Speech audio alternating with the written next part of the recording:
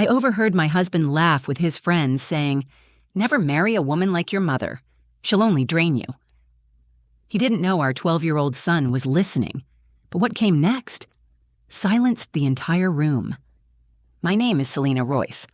I'm a mother, a wife, and until recently, someone who thought she understood what love and loyalty looked like, even when they were buried beneath stress, exhaustion, and the daily grind. I live in a modest but warm home in a Virginia suburb, the kind where everyone waves at each other from their driveways and lawnmowers buzz on Saturdays. To most people, I'm the mom who always shows up. PTA meetings, school bake sales, helping our elderly neighbor across the street with her groceries. That's me. My life is wrapped around the needs of others, and for a long time, I convinced myself that was enough. But you know what's strange? You can be surrounded by people and still feel invisible. My husband, Gavin, is the kind of man who lights up a room. Tall, charming, makes jokes that everyone laughs at, even when they're not that funny. He works in sales, always has. He's good at reading people, good at putting on a smile, and even better at hiding discomfort with a punchline. When we first met, I thought that spark in his eye was love. It turns out, sometimes it's just distraction. And then there's Micah, my son. He's 12 years old and already more emotionally mature than some grown men I know. He's quiet, observant. The kind of boy who doesn't speak much, but notices everything. He watches how people treat each other. He watches how his father acts when he thinks no one is paying attention. And he watches me, especially when I think I'm hiding how tired I am. It was supposed to be a casual Saturday night. Gavin had invited a few of his college friends over for drinks and football. I spent most of the afternoon cleaning, cooking, making sure everything looked perfect. That's just what I do. I like creating a warm space for people, even when no one acknowledges it. Maybe especially then. I wasn't part of the party. I rarely am. I was in the kitchen loading the dishwasher while they laughed in the next room. You know that kind of laughter that gets louder with each drink? Loose, careless, too comfortable? Then I heard it. Gavin's voice cut through the noise. "I told Micah," he said, laughing, "never marry a woman like your mother. She'll only drain you." Laughter. Full. Guttural. Like it was the best joke he'd ever told. "And I meant it," he added. "She's got no drive, man. Just eats up your time and your money. All she does is sit at home and organize birthday parties." My hands froze in the sink. I wasn't sure if I was hearing right. My heart thudded in my ears. I stared at the sponge in my hand, the water still running, like if I didn't move, the moment wouldn't be real. I stood there, soaking in the weight of his words. The same man who'd cried in my lap 3 months ago after losing a client. The same man who still reached for my hand in the middle of the night when he had too much to drink. That man. My husband. What crushed me more wasn't the insult. It was the casualness of it. The ease. As if saying it made him feel clever, manly even. As if I were a warning, a joke, a lesson in regret. What I didn't know in that moment, what none of us knew, was that Micah had heard him too. My son was standing at the top of the stairs, just out of view, listening, absorbing, his small frame hidden behind the banister, but his big heart wide open to every word. I didn't cry. I didn't storm into the living room or throw a glass against the wall like some movie character. I just stood there in silence. Because sometimes silence is heavier than any scream, and because part of me, a tired, bruised part of me, wasn't even surprised. But Micah felt something different. He wasn't hurt in the quiet way I was. He felt it like a wound he needed to respond to. He didn't come to me. He didn't cry. He waited. And what he did, later, that night, made the entire house go still. Before that night, before my son's voice cut through the noise like a blade, I had already been carrying years of quiet erosion. From the outside, my life looked stable, even enviable. We had a decent house on a tree-lined street with a well-tended lawn and a golden retriever named Max, who loved everyone equally. Our neighbors waved at me when I walked Micah to the school bus in the morning, and I always waved back with a smile. I baked for school fundraisers. I organized birthday parties with themes down to the last color-coded napkin. I made sure Gavin always had clean shirts for work. I remembered his mom's birthday when he didn't. But behind our front door, I felt like a ghost in my own life. Not unloved exactly, just unnoticed, unpraised, unseen. Gavin wasn't always like this. When we met, he was magnetic. He made me feel like the smartest, most beautiful woman in every room. He used to look at me like I was a mystery he couldn't stop trying to solve. But something changed after Micah was born. I don't know if it was stress or resentment or just life. But the man who once kissed my forehead every morning turned into someone who looked at me like I was a chore he hadn't gotten around to. I gave up my job in art therapy to stay home with Micah. That was never the plan. I had a career I loved. But Gavin's job became more demanding, and we didn't have family nearby to help with childcare. At first, it felt like the right choice, noble even. But as the years passed, I felt myself becoming smaller, less like Selena and more like Mom, honey.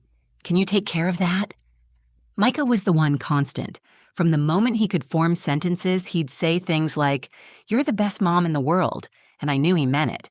He'd watch me paint sometimes, quietly, then hand me his own scribbled artwork and say, "We should hang this together." He didn't just love me. He admired me. And I clung to that, more than I ever admitted.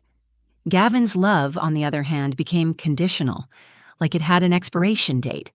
He'd compliment me only when others were watching, but when we were alone, he'd ask things like, "What do you even do all day?" Or, "Why don't you do something with your time?" I wanted to scream, "I'm raising your child. I'm holding this house together." But instead, I swallowed it. Every time. Because fighting with him didn't solve anything. It only made the air colder, the silences longer. He traveled often for work, and when he was home, it felt like we were on different frequencies. I'd ask him how his day went, and he'd grunt. He'd scroll through his phone at dinner. He'd forget things I'd said just hours earlier. Over time, I stopped sharing things, even good things. What was the point of offering a piece of yourself when you knew it would go ignored? Still, I kept showing up. Every day, I kept loving him, or at least trying to love the version of him I remembered. I thought if I was patient enough, kind enough, easy enough, he'd come back to me. And every now and then, he'd do something that gave me hope. He'd surprise me with coffee in bed. He'd kiss my cheek and say, "You're a good mom, you know that?" And I'd convince myself that maybe I was imagining the distance. But Micah saw it, even when I tried to shield him. Kids have a way of absorbing the things you wish they didn't. He noticed when Gavin cut me off mid-sentence. He noticed when I served dinner and no one said thank you. He noticed when I sat on the couch beside his father and slowly leaned away, because the silence between us felt like an ocean. One night, I found a drawing Micah left on the kitchen table. It was a sketch of 3 stick figures, one labeled me, one labeled Dad, and one labeled Mom. In the picture, Dad was holding a phone. Mom had a heart over her chest, and me had his arms stretched out to both sides. That image has stayed with me more than any insult ever has. By the time that party happened, the one where Gavin made that joke, I wasn't just heartbroken. I was worn out.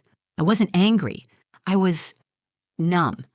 And the only person in that house who still saw me clearly, without judgment or contempt, was the one person no one expected to speak up. It was a Saturday in early October. The air outside was finally turning crisp, and I remember the scent of cinnamon candles burning in the living room. I'd lit them to make things feel cozy for Gavin's guests, even though I knew I wouldn't be part of the night. I never was, really. Gavin had invited a few of his old college friends over. It was their first time visiting in a while, the kind of night that, once upon a time, would have made me nervous in the best way. Rushing to prepare appetizers, laughing with them in the kitchen. But now, I was background noise, a hostess with no seat at the table. I spent most of that afternoon cleaning the house while Gavin popped in and out of the kitchen, asking where the bourbon was and reminding me to not go overboard with the snacks. He said it with a smirk, like my care was excessive, like thoughtfulness had become annoying. The guests arrived just before 7. I smiled, offered drinks, even served the cheese board I'd made from scratch. Gavin barely acknowledged me. I could hear him in the other room already launching into stories from their college days, louder and more animated than he'd been with me in weeks. I stayed in the kitchen, wiping down counters that didn't need cleaning. It's something I do when I don't know what else to do. Stay busy, Stay invisible? It's safer that way. That's when I heard it. They were just on the other side of the wall. Gavin and two of his friends laughing about marriage, parenting, all the things that men tend to mock when they've had a few drinks and think no one's really listening. I was half focused on putting leftovers into the fridge when Gavin said, "I told Micah the other day, never marry a woman like your mother." My hand froze on the Tupperware lid. At first, I wasn't even sure I'd heard him right. Then he added, "She'll drain you." That's what she does. No ambition, no goals, just eats up your time and your money. I love the kid, but damn, you gotta warn them early. Laughter. Deep, full-bodied, careless laughter. I stood there, staring into the open refrigerator, gripping a container of pasta like it was the only thing keeping me grounded. It was cruel, yes. But what hit me harder than the words was the tone, the casual ease of it, like he'd been waiting to say that, like he enjoyed saying it, as if I wasn't a person, as if I wasn't in the very next room. I didn't cry. I didn't burst in and confront him, though every fiber of me was vibrating with shock and shame. I just turned off the kitchen light and went upstairs. I sat at the edge of the bed, hands in my lap, and stared at the floor. 10 minutes passed. Maybe 20. I don't know. Time started to feel thick and slow. Then I heard the stairs creak. Micah. I hadn't seen him since earlier that evening. He'd been upstairs playing video games, or so I thought. But when he stepped into our bedroom, his face was pale and his eyes were wide. "Mom?" he said softly. "Are you okay?" I tried to smile. I really did. "Yeah, baby, just tired." He stared at me for a second longer than usual, then walked over, hugged me tight, and whispered, "I heard what Dad said." I closed my eyes. I didn't even know how to respond. What do you say to your child when their father uses you as a punchline, when the person they're supposed to admire turns you into a warning? I didn't speak. I just held him. I don't know if I was comforting him or if he was holding me together. "Does he really think you're a burden?" he asked. "No," I said quickly, too quickly. He was just being stupid, trying to sound funny in front of his friends. Micah didn't say anything. He just pulled away, looked me in the eye, and nodded. But something had shifted in him. I saw it. That quiet resolve, that clarity children get when they realize the adults in their life aren't who they pretend to be. "Okay," he said. "I'm gonna go downstairs." "Micah, wait." I started, but he was already at the door. He turned to me one last time. "I'm just gonna say something. It won't be bad, I promise." And then he was gone. I stood up, frozen in place, my heart pounding, because deep down I knew what was coming, and I knew no one in that room, especially Gavin, was ready for it. I walked to the top of the stairs, my breath shallow, listening to the laughter still drifting from the living room. Gavin's voice carried, bold and booming, like he was trying to outshine everyone else in the room. It was a sound I used to love. Now it made my skin crawl. I stayed just out of sight, hand gripping the banister, heart pounding with every word I couldn't fully make out. The only thing louder than the noise downstairs was the silence inside me. That part of me still waiting to decide if I should follow Micah or stay hidden, like always. The funny thing about Micah is that he's never been loud, never been the kid who throws tantrums or talks just to fill the space. He listens more than he speaks. And when he does say something, it's always thoughtful. Sometimes unsettlingly honest. He'd inherited that from me. And maybe that's why Gavin never truly saw it coming. I heard Micah's voice before I saw him. "Can I say something?" he asked. His tone was polite, soft even, but it cut through the room like a spotlight. Everything went still. From where I stood, I couldn't see the look on Gavin's face, but I could hear the pause. That slight shift in energy when an adult realizes a child has entered the space they thought was just for them. "Sure, bud," one of Gavin's friends said. You could hear the amusement in his voice, like he expected a joke or a kid trying to sound grown up. But Micah wasn't smiling. He stepped into the middle of the room and looked straight at his father. "If Mom's such a burden," he said calmly, "then why do you cry and beg to sleep in her bed when you drink?" The room dropped into silence like someone had hit a mute button. I froze. No one moved. Even from upstairs, I could feel the oxygen being sucked out of the room. I stepped down one stair just enough to see Gavin's expression.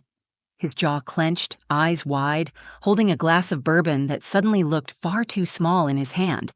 Micah wasn't finished. "I heard you earlier," he said. "You told your friends not to marry someone like Mom, that she drains you. But Mom's the one who makes sure you get home safe when you're drunk. She's the one who makes sure I don't hear you fighting. She's the reason we even have people over, because if it weren't for her, this house would be nothing but dust and silence." He didn't yell. He didn't cry. He just said it, clear, steady, like he'd been holding it in for far too long and had finally decided he couldn't anymore. "I love you, Dad," he added, softer now.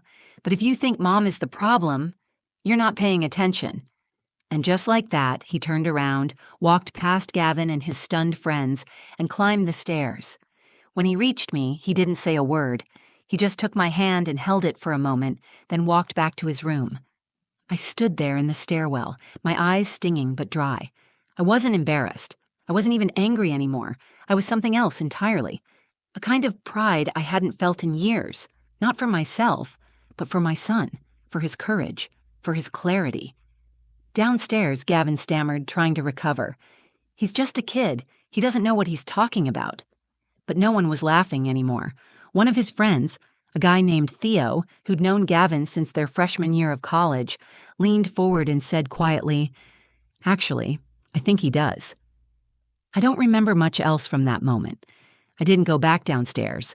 I didn't clean up the glasses or offer dessert or play the perfect hostess.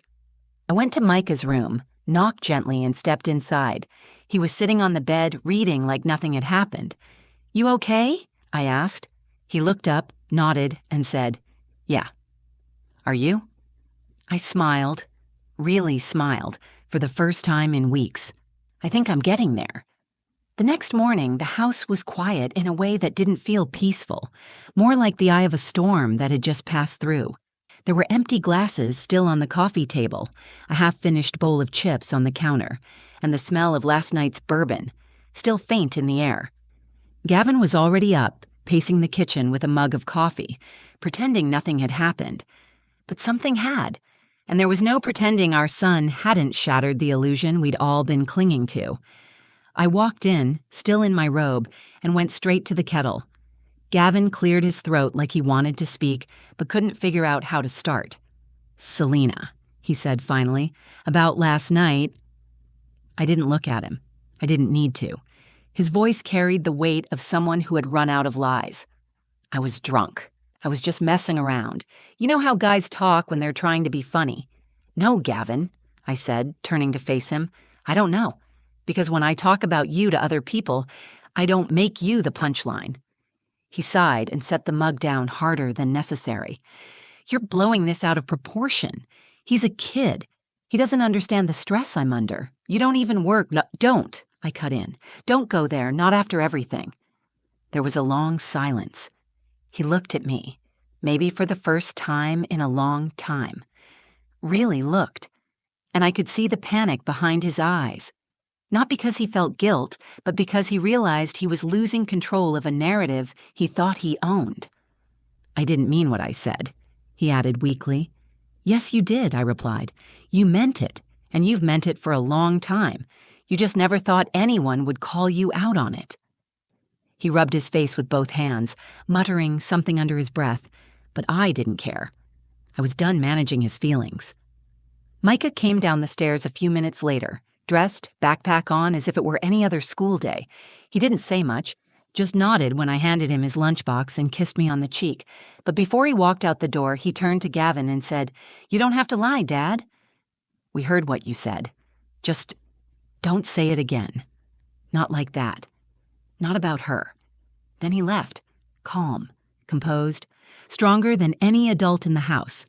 Gavin just stood there, arms crossed, staring at the door like it had slammed shut even though Micah had closed it gently.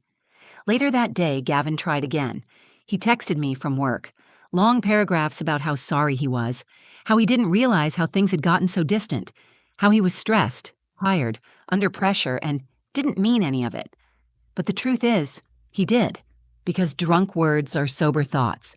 And what Micah did, what he said, didn't just expose Gavin's cruelty. It exposed my silence. I let things slide for so long in the name of keeping the peace. I told myself I was being strong, being patient, being understanding, but I was teaching Micah something dangerous, that it's okay to let someone chip away at your worth if they call it love. That night after dinner, Gavin came into our room.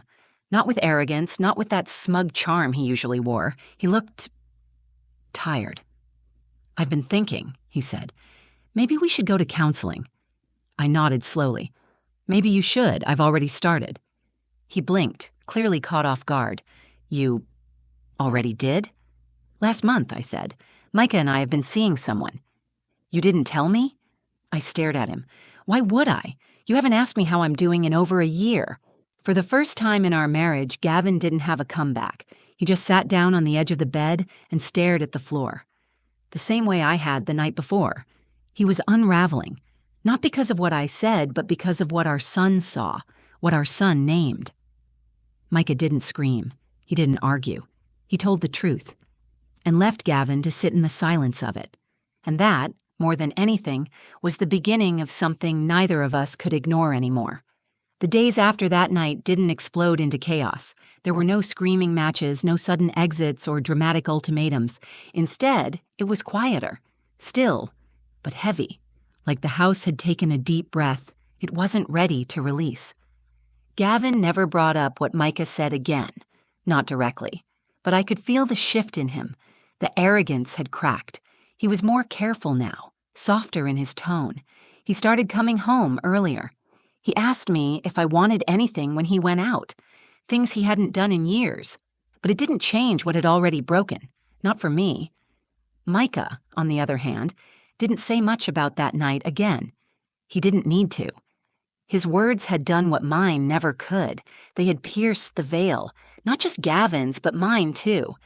That week I found myself doing something I hadn't done in years, painting, not for anyone, not to sell or share, just for me.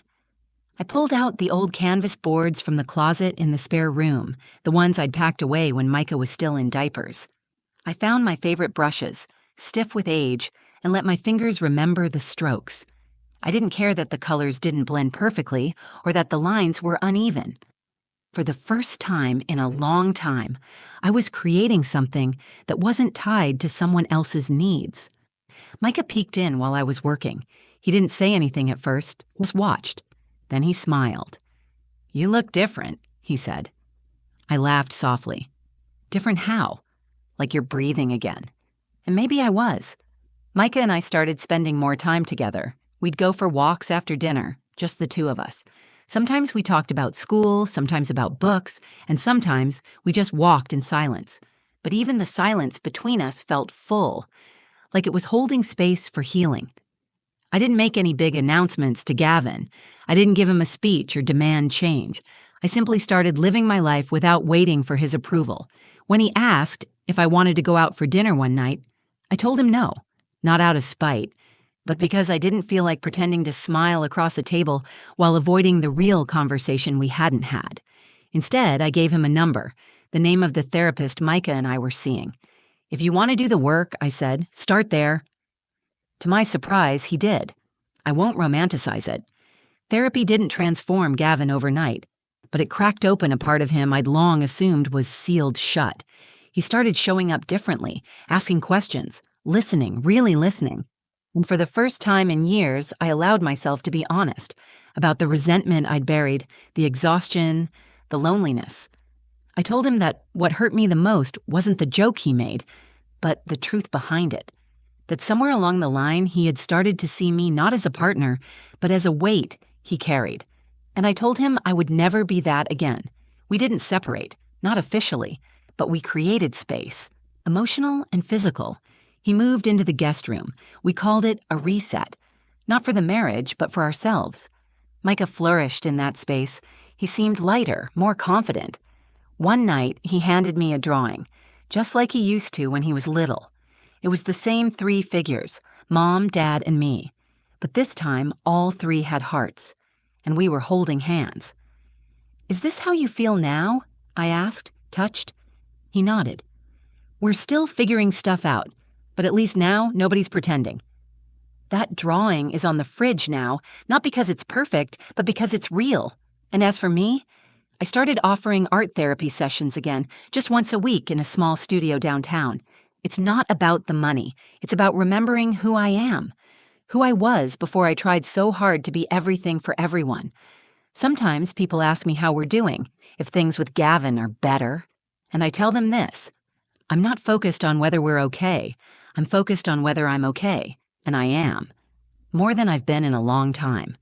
Micah taught me something I forgot, that speaking the truth isn't disrespectful, that being a burden is often just someone else's way of avoiding responsibility, and that when your child chooses to defend your worth out loud, it means you must have done something right. I used to think strength meant silence, but now I know. Strength is being seen, being honest, and choosing yourself even when it's hard, because I was never the burden. I was the backbone. Sometimes, the truth doesn't come from the person who hurt you. It comes from the one who's been watching all along. And when it doesn't just expose the pain, it begins the healing. If you've ever felt unseen, unheard, or undervalued in your own home, I want you to know this: you are not a burden. You are not too much. You are not invisible. You are the foundation that keeps it all together. And sometimes, the smallest voice in the room, the one you thought needed your protection, is the one who ends up protecting you. If this story moved you, please like the video to help it reach more people who need to hear it. Share it with someone who might see themselves in it. Leave a comment below and tell me, have you ever been made to feel like a burden? Let's talk about it. Let's support each other. Let's see each other. And if you want more real stories that speak to your heart and your strength, subscribe to the channel and hit that bell so you never miss the next one. Thanks for being here. And always remember, your worth isn't up for debate. Not in this house, not in any house.